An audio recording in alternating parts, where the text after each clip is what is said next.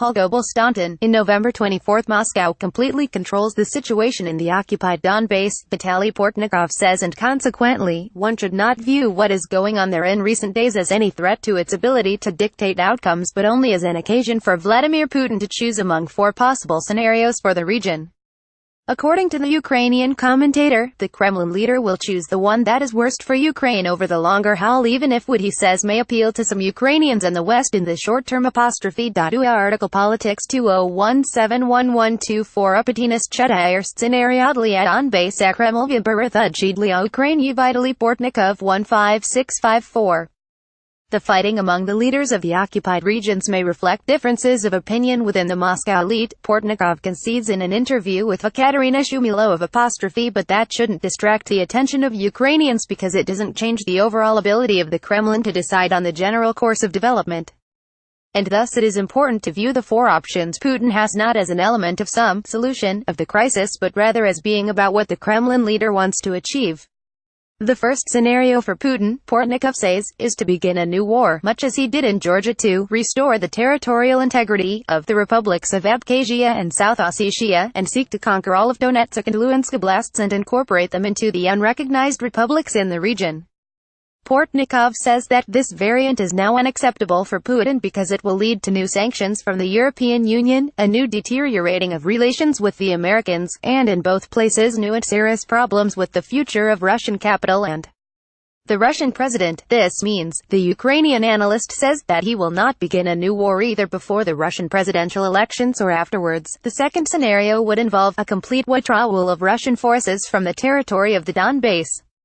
This also is an impossible variant because a complete withdrawal would mean for Putin a capitulation before the West. The Russian world would thus have turned out to be incapable of defending its supporters. And Putin will not be able to move in that way. The third scenario, Portnikov continues, is the preservation of the status quo, but that isn't a good option for Moscow because it will do nothing to prevent continued sanctions or Ukrainian resistance. For the time being, however, Putin may, as he did with his telephone calls with Donbass leaders, seek to transform their region into a Transnistria. And thus it is the fourth variant, at least after the elections, that Putin is most likely to select, Portnikov says.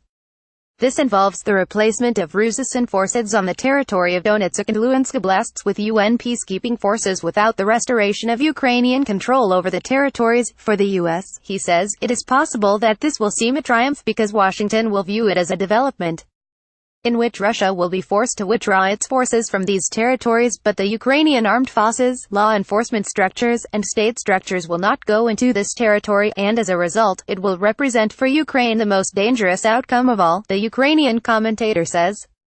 That is because this will not transform the situation into a frozen conflict, as some imagine, but rather become a real trap for Ukraine, because after this occurs, people will start talking about a transitional period. Russia will stop bearing the costs of supporting the people there, and Ukraine will have to pay for everything but without having control.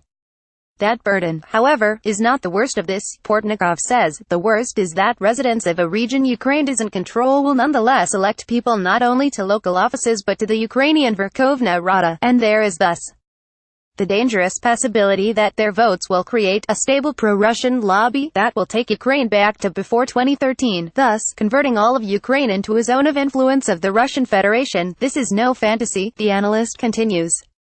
Moldova shows how this could work.